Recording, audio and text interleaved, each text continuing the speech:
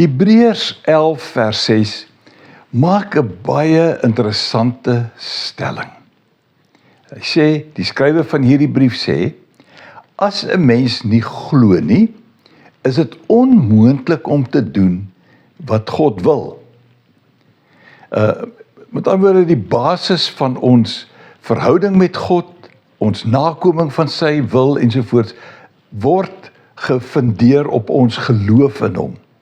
Dan gaan hy verder en hy sê, wie tot God nader, moet glo dat hy bestaan en dat hy die wat hom soek, beloon.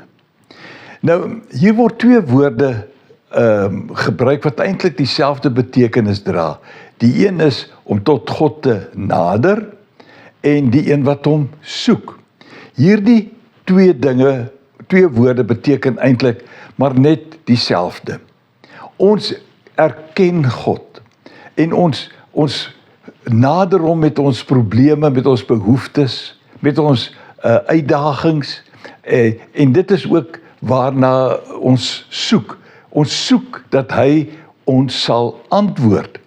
En die feit is, as iemand dit doen, of hy nou tot God nader en of hy hom soek, hy moet in die eerste plek glo hy bestaan. Daar is baie mense wat ontken dat daar iets is soos God.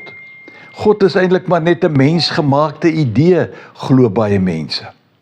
Intussen kan 'n mens, as jy glo dat hy wel God is, dat hy bestaan, dat hy een is wat weet van jou en dat hy aandag gee aan die mens, dan kry so iemand die voordeel van sy geloof in God. God sal antwoord wanneer hy hom soek. Wanneer hy tot hom nader, sal hy agterkom.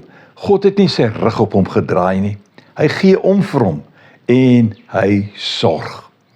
God sal beloon as ons glo hy bestaan en as ons bereid is om tot hom te nader, om na hom te soek in alle omstandighede, in die goeie en in die moeilike tye.